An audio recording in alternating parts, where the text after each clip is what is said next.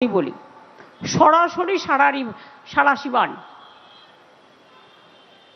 উনি নাকি উদ্যোগপতিদের এত করেছে যুব সমাজের জন্য, যুব শক্তির জন্য।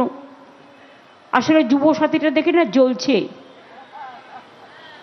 আর একেবারে ফুচকার মতো ফুলছে। যা পারছে মিথ্যে কথা বলে দিচ্ছে। মিথ্যের যেন একটা জালিয়াতি সরকার, মিথ্যের সরকার। লোকে যে বলে না জুমলার সরকার, হামলার সরকার, দাঙ্গার সরকার, দুরাচারী সরকার। এই তো জয়প্রকাশের কাছে শুনলেন, ইতিহাস কোনোদিনও চাপা থাকে না, আর মিথ্যা কখনো ধামা চাপা দেয়া যায় না। সত্যের জয় একদিন না একদিন হবেই, আর তোমাদের কুকীর্তি ফাঁস হবেই।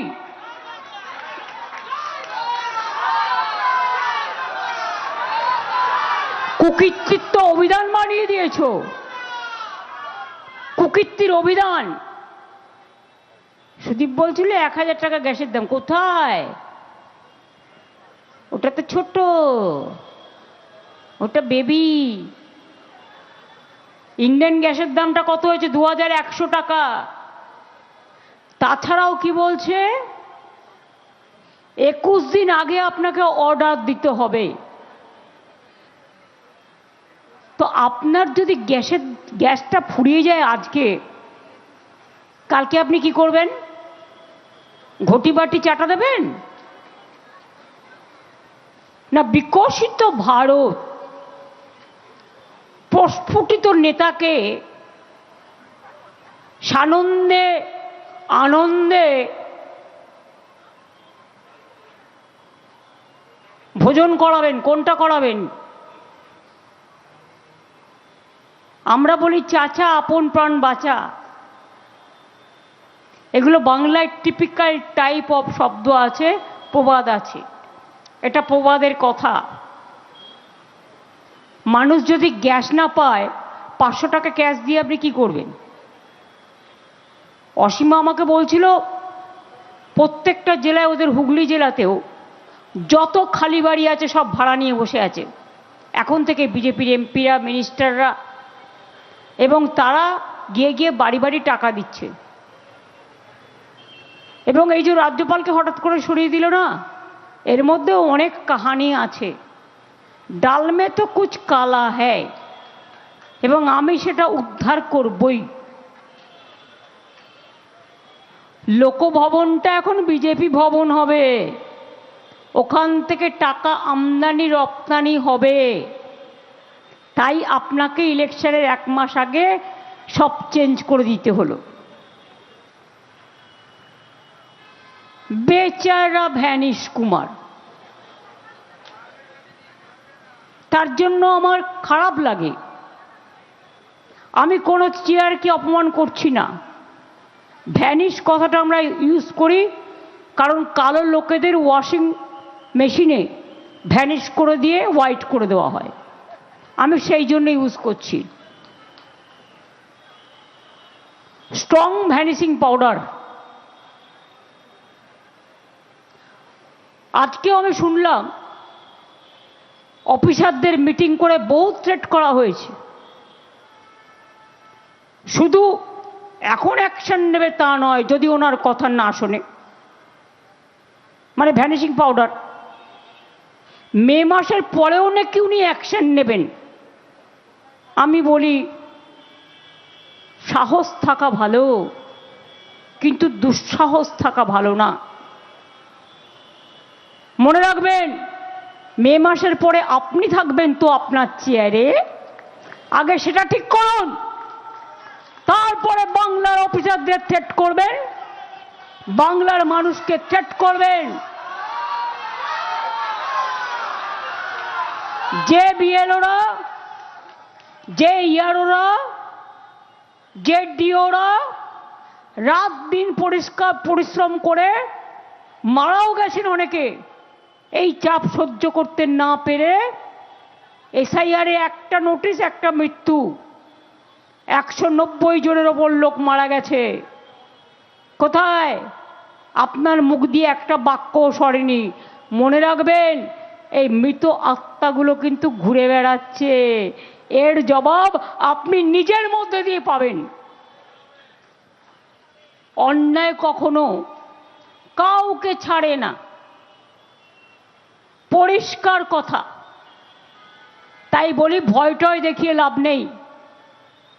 অনেক প্ল্যান করছেন, ইভিএম মেশিন কারচুপি করবেন, ভোটের আগেই ভোট কেটে অধিকার কেড়ে নিয়ে। কোথায় ছিল লজিস্টিক্যাল ডিসক্রিপেন্সি? কই বিহারে তো হয়নি, তাহলে বাংলায় কেন? বলুন, আমার কোয়েশ্চেন, হোয়াই? আপনি এআই দিয়ে নামের টাইটেল ভুল করেছেন, আপনি শিফটিং অ্যাড্রেসের টাইটেল ভুল করেছেন। মেয়েরা তো শ্বশুরবাড়ি যায় বিয়ে হলে, সে যেতেও পারে নাও যেতে পারে, যে যায় তার অ্যাড্রেস চেঞ্জ হয়েছে। অনেকে নতুন ফ্ল্যাটে যায়, একটা বাসা থেকে আর একটা বাসা বদল করে, তার জন্য তাদের কি দোষ? আপনি এআই দিয়ে কেটেছেন, আপনার মাথায় ওই এআই গিয়ে একদিন না আপনার ব্রেনটাকে খাবে।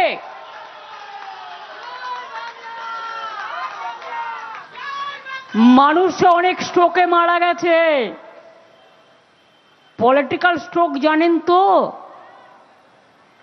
আর কত দালালি আপনারা করবেন? বিজেপি সব এজেন্সি হাতে। ভারতবর্ষে গণতন্ত্র বলে কিছু নেই। একটাই রাজনৈতিক দল আর একটাই পার্টি, মানে একটাই পার্টি একটাই গভর্নমেন্ট, সবাইকে গ্রাস করে ফেলেছে একেবারে গ্রহণ। ভারতবর্ষে গণতন্ত্রে গ্রহণ লাগিয়েছে, সবাইকে গ্রাস করে ফেলেছেন। আর এখন বলছেন হ্যান করেঙ্গা ত্যান করেঙ্গা। আরে মানুষ ভাবে এক আর হয় আর এক। আমি চ্যালেঞ্জ করছি বিজেপি পার্টিকে আর বিজেপি পার্টির ওই দিল্লির বজ্জাত নেতাগুলোকে।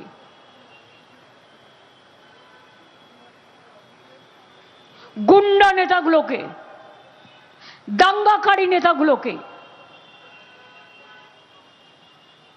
এজেন্সি দিয়ে গণতন্ত্রের লড়াই করবার সাহস নেই, কারণ আপনার বুথে এজেন্ট নেই। আপনি এজেন্সি দিয়ে এখানে এসেছিলেন কাগজ বিলি করতে কেন?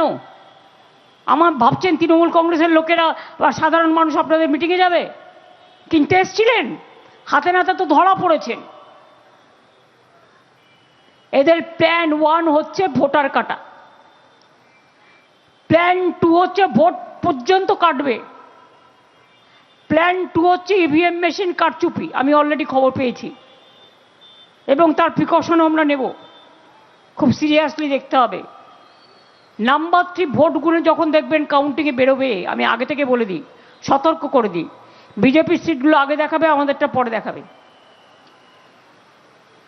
যাতে মানুষের কাছে ভুল বার্তা যায় আর অফিসারদের ম্যানেজ করতে পারে, ম্যানিপুলেট করতে পারে, যাতে তারা ভয় পায়। আর গদি মিডিয়া তো আছেই,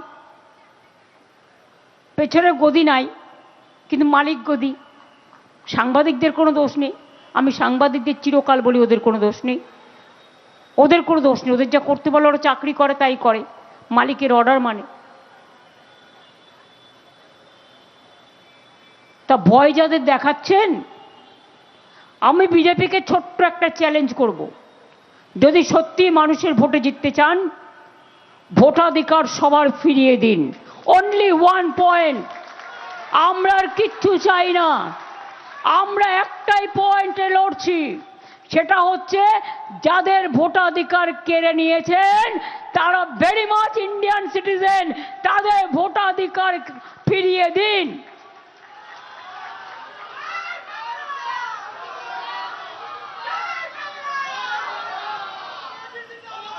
আগেও আমি বলেছি, রোজ বলবো, মহাত্মা গান্ধীজি দেশে শান্তি এনেছিলেন।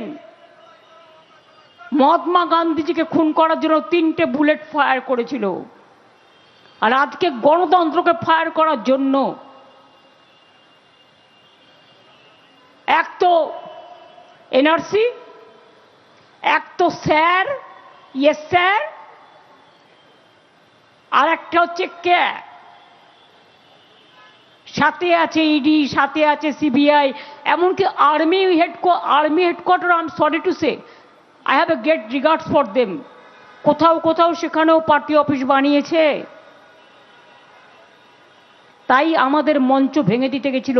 কোনোদিন কিন্তু ওরা এইসব কাজ করে না, তার চিরকাল নিরপেক্ষ থাকে। একপক্ষ হয়ে গেছে এখন সবাই, বিশেষ করে এজেন্সিগুলো সেন্ট্রাল। রেলের কাউকে বলুন, ও বাবা সে ভোটে ডেকেছে, যাচ্ছেই না ভয়ে, যদি ট্রান্সফার করে দেয়। চাকরিটা আমিই দিয়েছিলাম, সেটাও আমি জানি। যারা আজকে এগুলো করছেন, রেকর্ড কিন্তু থেকে যাচ্ছে। আজকে বিজেপি থাকবে, আপনি ট্রান্সফার হবেন না, কাল বিজেপি চলে যাবে, আপনি তখন কোথায় যাবেন? তখন তো আমি আপনাকে ফার্স্ট ট্রান্সফার করব।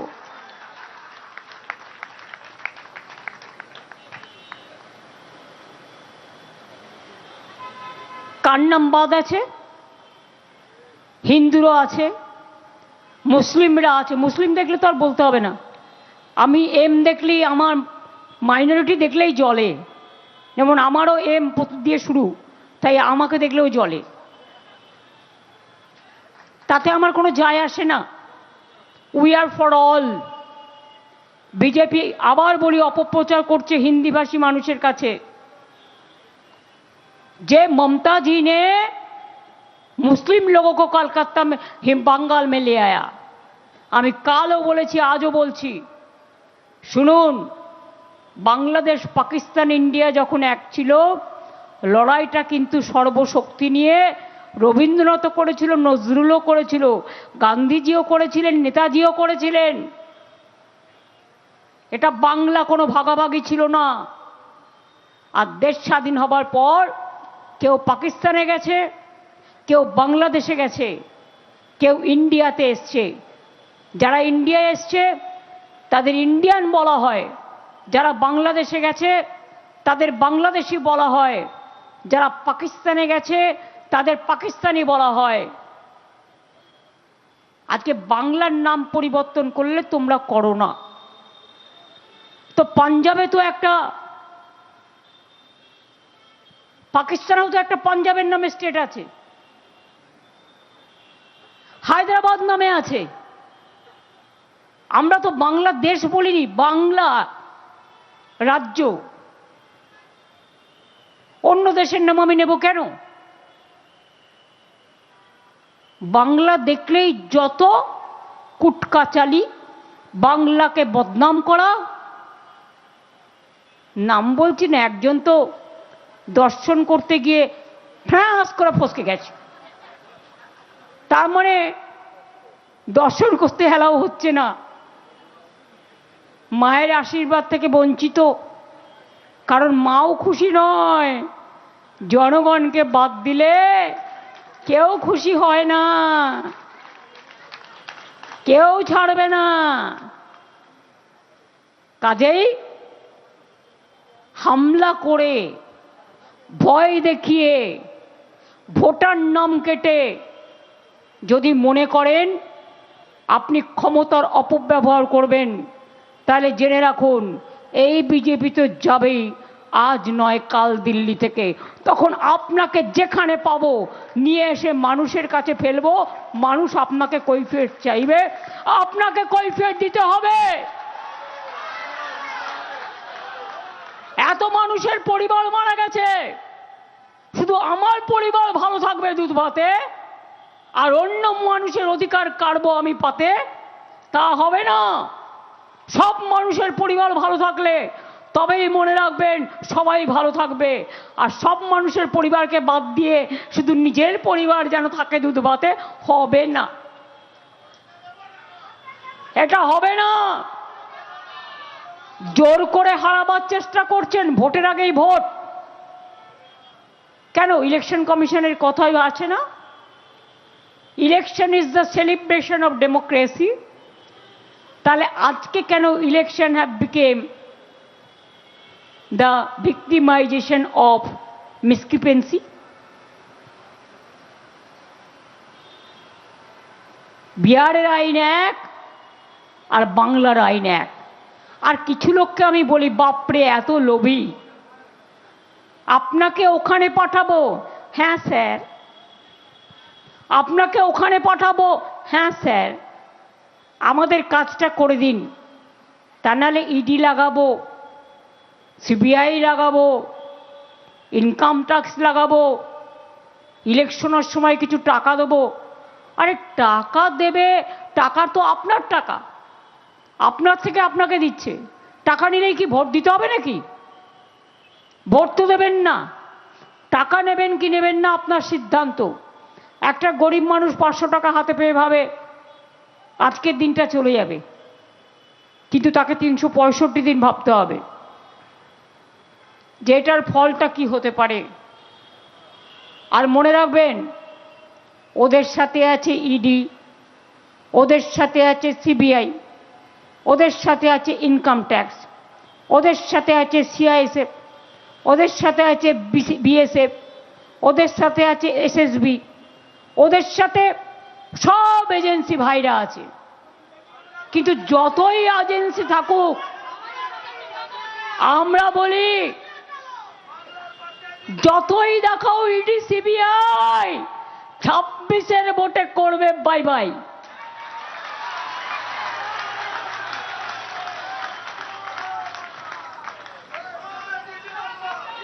আমি এটুকু বলে অফিসারদের ভয় দেখাচ্ছেন যারা, তাদের বলবো মূর্খের স্বর্গে বাস করছেন। এখানকার মানুষ মাথা নত করবে না। আর মে মাসের পরে 2 মাস তো আপনি একটু জবরদস্তি করবেন, ট্যাক্টফুলি হ্যান্ডেল করে নেবে অফিসাররা। তারপর আপনি নিজে কোথাও থাকবেন তার ঠিক নেই, আপনি মেয়ের পরেও ব্যবস্থা নেবেন। যেন সুপার গড হয়ে গেছে, স্পাইডারম্যান হয়ে গেছে, বাচ্চাদের খেলার স্পাইডারম্যান। স্পাইডারম্যান যা ইচ্ছে তাই করতে পারে, ওটা তো বাচ্চাদের ভোলাবার জন্য। ভোটারদেরও ভোলাচ্ছেন আর অফিসারদেরও ভয় দেখাচ্ছেন। ভয় দেখানো মাস্টার, হিজ মাস্টার ভয়েস। ভাঙা রেকর্ড বাজাচ্ছেন। একদিন আপনাকে মানুষের পায়ে পড়তে হবে, তার কারণ গণতন্ত্রে মানুষ সবচেয়ে বড়। আর আপনাদের মতো লোক থাকলে গণতন্ত্রের সর্বনাশ হয়। দেশ বেঁচেছে বিজেপি, গণতন্ত্র বেঁচেছে, সংবিধান বেঁচেছে, ভারতবর্ষের সম্মান বেঁচেছে, সব বেঁচে দিয়েছে, বাকি তো কিছু নেই। তাই বাংলাটা শুধু দখল করতে পারছে না, আর সব তো জোর করে ভয় দেখিয়ে দখল করে নিয়েছে। তাই বাংলার জন্য হয়েছে হ্যাংলা, রাজনৈতিক হ্যাংলা। তাই ওই যে সবাই বাচ্চারা স্লোগান দিচ্ছিলেন যে যতই করো হামলা, জিতবে বাংলা, জিতবে কিন্তু বাংলা, আবার জিতবে বাংলা। আগের বার বলেছিলেন ইসবার 400 পার না 200 পার, আগের বার বলেছিলেন 100 পার করতে পারেননি। আর ইসবার आपको हम दिल्ली से पगार पार कर देंगे। পগার পাড়ের মানে কি খুঁজে নিন। জয় হিন্দ, বন্দে মাতরম, জয় বাংলা। আমি অভিষেককে অনুরোধ করব তার বক্তব্য পেশ করার জন্য।